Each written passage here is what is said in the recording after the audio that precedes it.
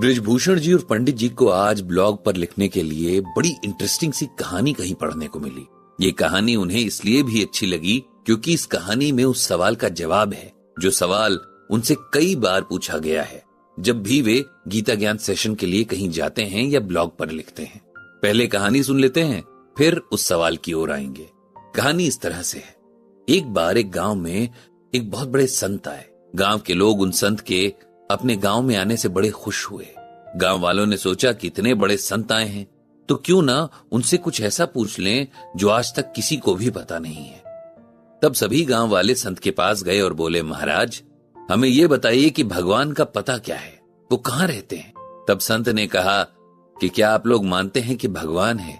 सब मिलकर बोले, जी हां, हम सब मानते हैं कि भगवान है। इस बात पर संत बोले, जब आप सब ये मानते हैं तो सवाल ही खत्म हो गया, क्योंकि जिसके बारे में सब जानते हैं कि वो है, उसका पता तो सबको होना चाहिए। इस अजीब से जवाब से दुखी होकर सब गांव वाले जाने लगे। तब उनमें से कुछ सयाने बोले कि ऐसा करते हैं कि संत से कहते हैं कि हम भगवान को नहीं मानते। सब के सब फिर संत के पास गए और बोले कि हम नहीं मानते कि भगवान है। इस पर संत बोले कि जिसे आप मानते ही नहीं कि वो है, उसका पता जानने का मतलब ही क्या है। अब गांव वाले चिढ़ने लगे कि ये कैसा जवाब है। तब उन्होंने फिर से आपस में कुछ तय किया और संत के पास जाकर बोले कि हम में से कुछ लोग तो भगवान में यकीन रखते हैं और कुछ नहीं रखते हैं।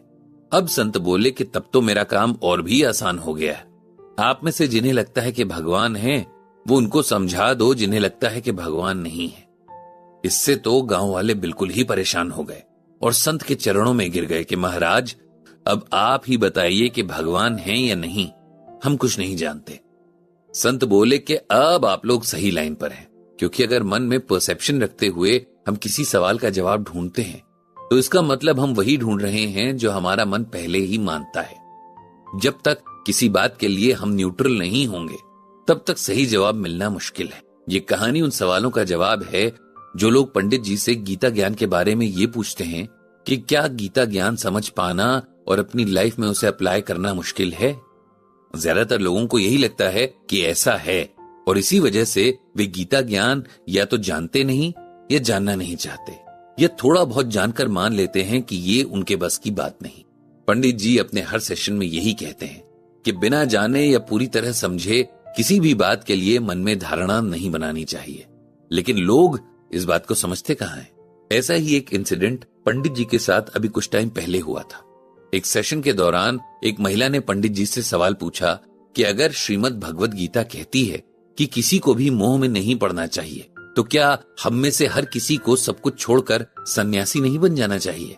क्योंकि दुनिया में रहते हुए, यहाँ के काम करते हुए ये पॉसिबल कहाँ हो पाता है। हम कितना भी अलग होना चाहें लेकिन हो नहीं पाते। कोई न कोई ऐसी बात या ऐसा काम हो ही जाता है जो हमें मोह माया के जाल में उलझा ही देता है। तब पंडित जी ने उनसे कहा कि आप जो क्वेश्चन कर रही हैं, बिल्कुल यही क्वेश्चन अर्जुन ने भी भगवान श्री कृष्ण से किया था जब भगवान ने उन्हें मोह माया के बारे में बताया था। अर्जुन का कहना था कि दुनिया में रहने से अच्छा वो साधु बनकर जंगल में चले जाएं, ताकि वहां किसी से न अटैचमेंट होगा, न नाराजगी होगी, न कोई मोह माया होगा, न कोई दुख होगा। तब भगवान ने कहा था कि आपकी बात ठीक है कि जब एक इंसान का दूसरे इंसान से कांटेक्ट ही नहीं होगा तो फिर कोई मोह भी नहीं होगा। लेकिन ये तो बहुत आसान काम हो गया। आगे भगवान ने अर्जुन को कर्मयोग के बारे में बताया कि दुनिया में रहते हुए, यहाँ के सारे काम करते हुए, रिश्ते निभाते हुए भी जो इंसान मोह माया से दूर रहता है वो कर्मयोगी कहलाता है, और जो इस कर्मयोग के रास्ते पर नहीं चलता है उसके लिए भी भगवान ने कहा है, ये त्वे तदभ्य सूयंतो नानुतिष्ठन्ति ते मतम सर्व ज्ञानिनम मूढ़ांस्तान विद्धि नष्टा चेतसः। भगवान कहते हैं कि हे अर्जुन, जो मनुष्य मुझ में दोषारोपण करते हुए मेरे मत के अनुसार नहीं चलते हैं, उन मूर्खों को तू संपूर्ण ज्ञानों में मोहित और नष्ट होते हुए ही समझ। इस श्लोक को सिंपल वर्ड्स में ऐसे समझिए कि बहुत लोग होते हैं जो भगवान के बताए रास्ते पर न चलते हुए उस रास्ते पर ही शक करते हुए सवाल उठाते हैं। ऐसे लोग खुद को बहुत ज्ञानी मानते हुए भी मूर्ख ही हैं। जब अर्जुन अपने भाइयों, गुरुओं और दोस्तों को युद्ध में देखकर दुखी थे, तब भगवान ने उन्हें कर्मयोग के बारे में बताया था। अर्जुन भगवान श्री कृष्ण से कहते हैं कि हे प्रभु, आप तक पहुंचने के और भी बहुत से रास्ते हैं, जैसे कि भक्ति और तपस्या। तो आप मुझे इस युद्ध में क्यों धकेल रहे हैं?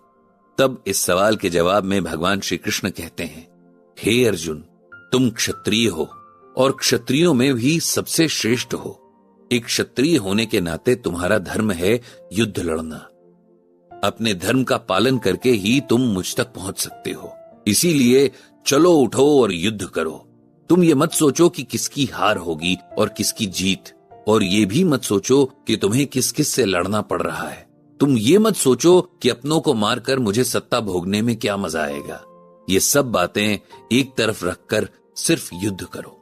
तुम न चाहते हुए भी अपना कर्म करोगे ही, क्योंकि कोई भी क्षण ऐसा नहीं है जहां मनुष्य बिना कर्म किए रहे। इंसान सोचता है कि मैं बैठा रहूंगा तो कर्म नहीं करूंगा, लेकिन ऐसा नहीं होता। इंसान के दिमाग में जो सोच, जो विचार आते हैं, वो भी उसके कर्म ही हैं। भगवान श्री कृष्ण आगे कहते हैं, हे अर्जुन, तीनों लोकों में मेरे करने लायक कुछ नहीं है और न ही कुछ ऐसा है जो मुझे मिल नहीं सकता। फिर भी मैं कर्म करता रहता हूं।